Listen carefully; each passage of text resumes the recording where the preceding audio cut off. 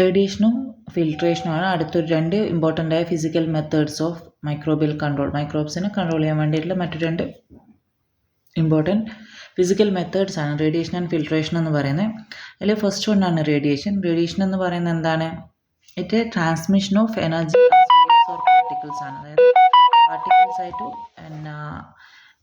Waves ആയിട്ടും എനർജീനെ transmit ചെയ്യുന്നതാണ് നമ്മൾ റേഡിയേഷൻ എന്ന് പറയുന്നത്. ഇതെന്തിനാണ് ചെയ്യുന്നത് വെച്ചാൽ മൈക്രോ ഓർഗാനിസത്തിനെ ഡിസ്ട്രോയ് ചെയ്യാനും അതുപോലെ തന്നെ കൺട്രോൾ ചെയ്യാൻ വേണ്ടിയിട്ടാണ് യൂസ് ചെയ്യുന്നത്. DNA ഡാമേജ് ചെയ്യുന്നു, അതുപോലെ തന്നെ പ്രോട്ടീൻസിനെ ഡാമേജ് ചെയ്യുന്നു, എൻസൈംസ് ഇതിനൊക്കെ ഡാമേജ് ചെയ്യും റേഡിയേഷൻ കാരണമാണ്. അതിൽ 2 ടൈപ്സ് ഓഫ് റേഡിയേഷൻ ഉണ്ട്. നോൺ അയണൈസിങ് റേഡിയേഷനും അയണൈസിങ് റേഡിയേഷനും. അതിൽ നോൺ അയണൈസിങ് റേഡിയേഷൻ എന്ന് പറയുന്നത് ലോ എനർജി ആയിരിക്കും അതിലുണ്ടാവുക. Has low energy and does not produce ions. അതിലെന്തുകൊണ്ടല്ല നോൺ അയണൈസിങ് ആണ്. ആലോചിക്കാൻ നോൺ ആണ്. അയോൺസ് പ്രൊഡ്യൂസ് ചെയ്യാത്ത ലോ എനർജി വേവ്സിനാണ് നോൺ അയണൈസിങ് റേഡിയേഷൻ എന്ന് പറയുന്നത്. അൾട്രാ വയലറ്റ് ഒക്കെയാണ് മെയിനായിട്ടും കൂടുതൽ നമ്മൾ നോൺ അയണൈസിങ് റേഡിയേഷൻസിൽ യൂസ് ചെയ്യുന്നത്. ഡിസിൻഫെക്ഷൻ പർപ്പസിനാണ് അത് യൂസ് ചെയ്യുന്നത്. നമ്മൾ ലാമിനാർ എയർ ഫ്ലോയിൽ ഒരു നീല ലൈറ്റ് ഇടുന്നില്ല, അതൊക്കെ UV ആണ്.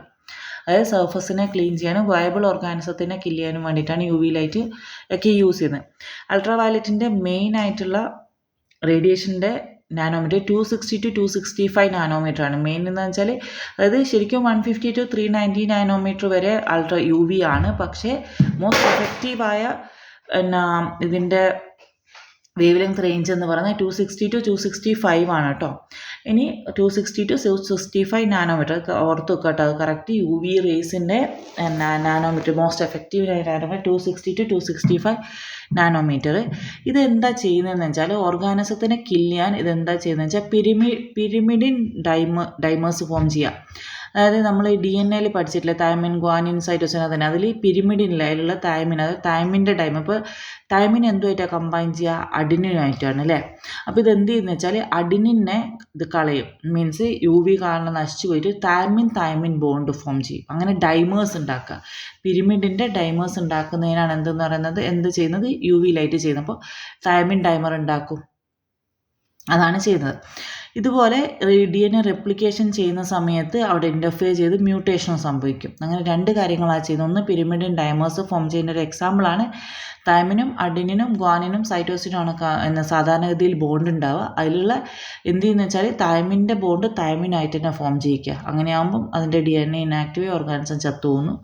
അതുപോലെ തന്നെ വേറെ റെപ്ലിക്കേഷൻ നടക്കുന്ന സമയത്ത് മ്യൂട്ടേഷൻസ് ഉണ്ടാക്കുക. ഇതൊക്കെ UV കാരണം ഉണ്ടാവുന്നതാണ്. ഇനി UV എന്തൊക്കെ ചെയ്യുന്നു? ഡിസിൻഫെക്ഷൻ നമുക്ക് യൂസ് ചെയ്യാൻ പറ്റും. ഹോസ്പിറ്റൽ ഓപ്പറേറ്റിംഗ് റൂംസിലൊക്കെ യൂസ് ചെയ്യുന്നുണ്ട്. ഫാർമസ്യൂട്ടിക്കൽ ലബോറട്ടറീസിൽ യൂസ് ചെയ്യുന്നുണ്ട്.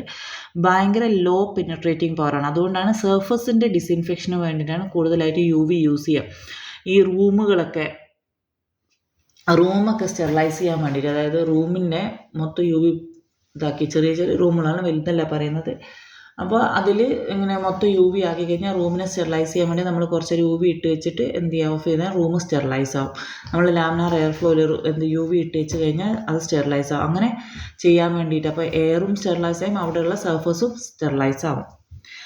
നെക്സ്റ്റ് വണ്ണാണ് അപ്പോൾ നോൺ അയണൈസിങ് കഴിഞ്ഞ് ഇനി അയണൈസിങ് റേഡിയേഷൻ.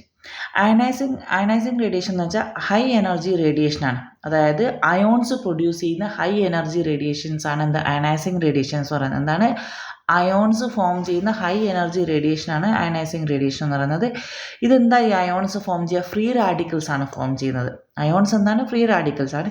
ഈ ഫ്രീ റാഡിക്കൽസ് എന്ത് ചെയ്യും? DNA പ്രോട്ടീൻസിനെയും ഡാമേജ് ചെയ്യും. അങ്ങനെ ഓർഗാനിസംസ് ചാവും. അതായത് അയോൺസ് ഫോം ചെയ്യും. അയോൺസ് എന്താണ്? ഫ്രീ റാഡിക്കൽസ് ആണ്. ഈ ഫ്രീ റാഡിക്കൽസ് എന്ത് ചെയ്യും? DNA പ്രോട്ടീൻസിനെയും ഡാമേജ് ചെയ്ത് ഓർഗാനിസത്തിനെ കൊല്ലുന്ന ഇതാണ് അയണൈസിങ് റേഡിയേഷനിൽ ചെയ്യാം. അതിൽ എക്സാമ്പിളാണ് എക്സ്റേസ്. ഒന്ന് എക്സ്റേസ്, രണ്ടാമത്തെ ഗാമ റേസ്, ഇത്രയും. അതിൽ എക്സ്റേസ് എന്ന് പറയുന്നത് സ്ട്രോങ് പെനിട്രേറ്റിംഗ് പവറുള്ള ഒരു അയണൈസിങ് റേഡിയേഷനാണ്. മൈക്രോബിയൽ DNA ഡാമേജ് ചെയ്യും, അതുപോലെ തന്നെ സെല്ലുലാർ സ്ട്രക്ചേഴ്സും ഡാമേജ് ചെയ്യും. ഇത് എഫക്റ്റീവാണ്, പക്ഷേ എക്സ്പെൻസീവാണ്. നമുക്ക് ലാർജ് സ്കെയിലൊന്നും യൂസ് ചെയ്യാൻ പറ്റില്ല എക്സ്റേസ്. നെക്സ്റ്റ് വണ്ണാണ് ഗാമ റേസ് ആണ്. ഗാമ റേസ് പ്രൊഡ്യൂസ് ചെയ്യുന്നത് റേഡിയോ ആക്റ്റീവായ ഐസോട്ടോപ്സ് കൊബാൾട്ട് 60 ഒക്കെ ഉപയോഗിച്ചിട്ടാണ്. Used for cold sterilisation. എന്താണ് ഈ കോൾഡ് സ്റ്റെറിലൈസേഷൻ? നമ്മൾ സ്റ്റെറിലൈസേഷൻ പറഞ്ഞല്ലോ. സ്റ്റെറിലൈസേഷൻ എന്താണ്? മൈക്രോ ഓർഗാനിസത്തിനെ മൊത്തമായിട്ട് സ്പോറിനെ അടക്കം കില്ല് ചെയ്യുന്നതാണ് സ്റ്റെറിലൈസേഷൻ. സാധാരണഗതിയിൽ നമ്മൾ സ്റ്റെറിലൈസേഷൻ ചെയ്ത ഹൈ ടെമ്പറേച്ചർ യൂസ് ചെയ്തിട്ടാണ്. അപ്പോൾ ഹൈ ടെമ്പറേച്ചർ യൂസ് ചെയ്യാതെ റേഡിയേഷൻ വൈസ് സ്റ്റെറിലൈസ് ചെയ്യുന്ന സമയത്ത് സ്റ്റെറിലൈസേഷൻ നടക്കും. അതിനാണ് കോൾഡ് സ്റ്റെറിലൈസേഷൻ. അതായത് ചൂട് കൂട്ടാതെ സ്റ്റെറിലൈസേഷൻ നടക്കുന്നതിനാണ് കോൾഡ്. അതിൽ റേഡിയേഷനാണ് അതിന് യൂസ് ചെയ്യുന്നത്. അപ്പോൾ എന്ത് ചെയ്യും, ഇത് സാധാരണ രീതിയിൽ ഹീറ്റ് സെൻസിറ്റീവ് ആയ മെറ്റീരിയൽ സ്റ്റെറിലൈസ് ചെയ്യാനും പാക്കേജ്ഡ് ഫുഡ്സിനെ സ്റ്റെറിലൈസ് ചെയ്യാൻ വേണ്ടിയിട്ടൊക്കെ യൂസ് ചെയ്യുന്നതാണ് എന്ത് ഗാമ റേസ്. നെക്സ്റ്റ് ഒന്നാണ് ഇലക്ട്രോൺ ബീം റേഡിയേഷൻ എന്ന് പറയുന്നത്. ഇതെന്ത് ചെയ്യുന്നതെന്ന് വെച്ചാൽ ഹൈ സ്പീഡ് ഇലക്ട്രോൺസ് യൂസ് ചെയ്യും. ഹൈ സ്പീഡ് ഇലക്ട്രോൺസ് യൂസ് ചെയ്തിട്ട് അതെന്ത് വെച്ചാൽ സർജിക്കൽ ഇൻസ്ട്രുമെൻസിനെ ഫാർമസ്യൂട്ടിക്കൽസിലൊക്കെയാണ് ഇത് യൂസ് ചെയ്യുന്നത്. ഇത് ഗാമ റേസിനേക്കാളും പെനിട്രേഷൻ പവർ കുറവാണ്. അപ്പോൾ എന്താണ് ഹൈ സ്പീഡിൽ ഉള്ള ഇലക്ട്രോൺസിനെ യൂസ് ചെയ്തിട്ട് സ്റ്റെറിലൈസ് ചെയ്യുന്നതിനാണ് എന്തെന്ന് പറയുന്നത് ഇലക്ട്രോൺ ബീം റേഡിയേഷൻ എന്ന് പറയുന്നത്. അപ്പോൾ റേഡിയേഷൻ കഴിഞ്ഞ് നമ്മൾ അയണൈസിങ് പറഞ്ഞു, നോൺ അയണൈസിങ് പറഞ്ഞു. അയണൈസിങ് പറയുന്നത് എന്താണ്, അയേൺസ് ഫോം ചെയ്യുന്നതാണ് അയണൈസിങ് എന്ന് പറയുന്നത്. നോൺ അയണൈസിങ് എന്താണ്, അയേൺസ് ഫോം ചെയ്യാത്ത. നോൺ അയണൈസിങ്ങിൻ്റെ എക്സാമ്പിളാണ് UV, അയണൈസിങ്ങിൻ്റെ എക്സാമ്പിളാണ് gamma rays, X rays. Electron beam എന്ന് പറയുന്നത് ഇലക്ട്രോൺസ് യൂസ് ചെയ്തിട്ട് സ്റ്റെറിലൈസേഷൻ ചെയ്യുന്നതാണ്. അടുത്തത് ഫിൽട്രേഷൻ. ഫിൽട്രേഷൻ എന്ന് പറഞ്ഞാൽ എന്താ, ഫിൽട്ടർ ചെയ്യുക. നമ്മളൊരു ഫിൽറ്റർ പാഡ് യൂസ് ചെയ്തിട്ട് ഫിൽറ്റർ ചെയ്യുന്നതിനാണ് ഫിൽട്രേഷൻ എന്ന് പറയുന്നത്.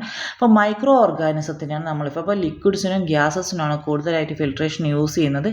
ഹീറ്റ് സെൻസിറ്റീവ് സൊല്യൂഷൻസിലാണ് നമ്മൾ ഫിൽട്രേഷൻ കൂടുതലായിട്ട് യൂസ് ചെയ്യുന്നത്.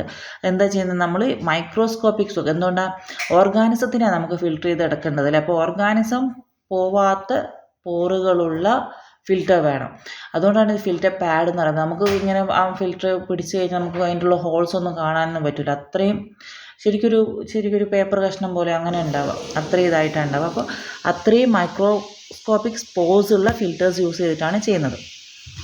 അതിൽ ട്രഡീഷണൽ ഫിൽറ്റേഴ്സ് ഉണ്ട്, അതിന് സീഡ്സ് ഫിൽറ്റേഴ്സ് ആസ്ബറ്റോസ് എക്സാമ്പിളാണിത്. ബെർഗ്ഫീൽഡ് ഫിൽറ്റേഴ്സായ ഡയറ്റമീഷ്യസ് എർത്ത്, ചേംബർലാൻഡ് ഫിൽറ്റേഴ്സ് ഉണ്ട്, പോസ്ലിൻ ആണ് അത്. Sintered guard filters also used. ഇതൊക്കെ ആസ്ബസ്റ്റോസ്, ഡയറ്റമീഷ്യസ് എർത്ത്, പോസ്ലീൻ, അതുപോലെ തന്നെ സിൻഡേർഡ് ഗ്ലാസ് ഫിൽറ്റേഴ്സ്, ഇതൊക്കെ എന്തിൽ യൂസ് ചെയ്യുന്നുണ്ട്, ട്രഡീഷണൽ ഫിൽറ്റേഴ്സായിട്ട് യൂസ് ചെയ്യുന്നുണ്ട്. പിന്നെ മെംബ്രെയിൻ ഫിൽറ്റേഴ്സ് എന്ന് പറയുന്നത് സെല്ലുലോസ് എസ്റ്റേഴ്സ് കൊണ്ട് ഉണ്ടാക്കിയ സാധനമാണ്. അതിൻ്റെ പോറിൻ്റെ സൈസ് എന്ന് വെച്ചാൽ 0.01 to 10 മൈക്രോമീറ്റർ ആണ്. അപ്പോൾ മെംബ്രെയിൻ ഫിൽറ്റേഴ്സ് എന്ന് വെച്ചാൽ ഒരു മെംബ്രെയിൻ ചെറിയൊരു വട്ടത്തിലുള്ള ഒരു പാഡ് പോലത്തെ ഒരു സാധനമായിരിക്കും ഉണ്ടാവുക. കുഞ്ഞി നമ്മളൊരു കോട്ടൻ്റെ തുണി മുറിച്ച മാതിരി ഉണ്ടാവും. അത്രയും നമുക്ക് കോട്ടൻ്റെ തുണി പിന്നെ നമ്മൾ ഹോൾസ് കാണും, ഇത് അത്രയും ഹോൾസ് കാണില്ല. അത് സ്റ്റെറിലൈസേഷനും മൈക്രോബിയൽ അനാലിസിസിനൊക്കെ വേണ്ടിയിട്ട് യൂസ് ചെയ്യുന്നുണ്ട്. അടുത്തതാണ് HEPA filters laminar air flow ഉള്ള ഫിൽറ്റേഴ്സാണ്. എന്താണ് high efficiency particulate air filter കേട്ടോ. ഈ ഒരു ഇതിൽ ഹെപ്പേൻ്റെ ഫുൾ ഫോം എക്സാംസിന് ചോദിക്കലുണ്ട്. ഹൈ എഫിഷ്യൻസി പാർട്ടിക്കുലേറ്റ് എയർ ഫിൽറ്ററാണ്. ഇതെന്താ ചെയ്യുന്നതെന്ന് വെച്ചാൽ ഈ ഫിൽറ്റർ യൂസ് ചെയ്തിട്ട് നമ്മളിപ്പോൾ ലാമിനാർ എയർ ഫ്ലോയിലൊരു എക്സാമ്പിളാണ്. അതുപോലെ ഹോസ്പിറ്റൽസിൽ റൂംസിലൊക്കെ സാധാരണഗതിയിൽ ഹെപ്പ ഫിൽറ്റർ വെച്ച് കഴിഞ്ഞാൽ പുറത്തുനിന്നുള്ള എയറിനെ ഫിൽറ്റർ ചെയ്തിട്ട് അകത്തോട്ട് കയറ്റുക. അതാണ് സംഭവം ചെയ്യുന്നത്. 0.3 മൈക്രോമീറ്റർ ആണ് ഇതിൻ്റെ സൈസ് വരുന്നത്. പോർ സൈസ് ഓർത്ത് വെക്കുക, 0.3 മൈക്രോമീറ്റർ. ഹെപ്പ ഫിൽറ്ററിൻ്റെ പോർ സൈസ് എന്താണ്, 0.3 മൈക്രോമീറ്റർ ആണ്. ഇത്രയൊക്കെയാണ് റേഡിയേഷൻ്റെയും ഫിൽട്രേഷൻ്റെയും കാര്യത്തിൽ വരുന്നത്. ഇനി റേഡിയേഷനിൽ ഒരു 3 പോയിൻറ്റ്സും കൂടി പറയാണ്ട്, റാഡിസിഡേഷൻ, റാഡ് അപ്പേർട്ടൈസേഷൻ, റെഡുറൈസേഷൻ എന്ന് പറയുന്നത്. റാഡിസിഡേഷൻ എന്ന് പറയുന്നത് നമ്മളിപ്പോൾ റേഡിയേഷൻ കൊടുക്കുന്ന സമയത്ത് ഗ്രോത്തിനെ ഇൻഹിബിറ്റ് ചെയ്യുന്നുണ്ട്, കില്ല് ചെയ്യുന്നതുണ്ട്, അതുപോലെ തന്നെ ഗ്രോത്തിനെ കുറയ്ക്കുന്ന, ഇങ്ങനെ 3 തരത്തിൽ നടക്കുന്നുണ്ട്. അതിൽ റാഡിസിഡേഷൻ ഫസ്റ്റ് ആണ്. റാഡിസിഡേഷൻ എന്ന് പറയുന്നത് ചെറിയ ഡോസ്, അതായത് 1 to 10 കിലോഗ്രാം ഒക്കെ കൊടുത്തിട്ട് ഓർഗാനിസത്തിൻ്റെ പത്തോജനിക് ഓർഗാനിസത്തിനെ മാത്രം കില്ല് ചെയ്യുന്നതിനാണ് റാഡിസിഡേഷൻ എന്ന് പറയുന്നത്. അതിനെ ഡിസ്ട്രക്റ്റീവ്, അതായത് സ്പോയിലേജ് ഉണ്ടാക്കുന്ന അല്ലെങ്കിൽ രോഗമുണ്ടാക്കുന്ന ഓർഗാനിസത്തിനെ കില്ല് ചെയ്യുന്ന മെത്തേഡാണ് റാഡിസിഡേഷൻ എന്ന് പറയുന്നത്. റാഡ് അപ്പേർട്ടൈസേഷൻ എന്ന് പറയുന്നത് നമ്മൾ 10 കിലോഗ്രാമിൻ്റെ മേലെ ഡോസേജ് കൊടുക്കുക, എന്നിട്ട് മീറ്റിനെയൊക്കെ സ്റ്റെറിലൈസേഷൻ. റാഡ് അപ്പേർട്ടൈസേഷൻ ക്യാനിങ്ങിൻ്റെ മറ്റൊരു പേര്. അപ്പോൾ അത് ആലോചിച്ചാൽ റാഡ് അപ്പേർട്ടൈസേഷൻ വെച്ച് ചെയ്യുന്നതെന്ന് വെച്ചാൽ റേഡിയേഷൻ സ്റ്റെറിലൈസേഷനാണ് നടത്തുന്നത്. ഇനി അടുത്ത റെഡുറൈസേഷനാണ്. റെഡുറൈസേഷൻ എന്ന് പറയുന്നത് ഹൈ ഡോസേജ്, അതായത് നമ്മൾ ഭയങ്കരമായിട്ട് ഹൈ ഡോസേജ് ഒക്കെ കൊടുത്തിട്ട് അതിൻ്റെ ഷെൽഫ് ലൈഫൊക്കെ കൂട്ടാൻ വേണ്ടിയിട്ട് ചെയ്യുന്നതാണ് റെഡുറൈസേഷൻ എന്ന് പറയുന്നത്.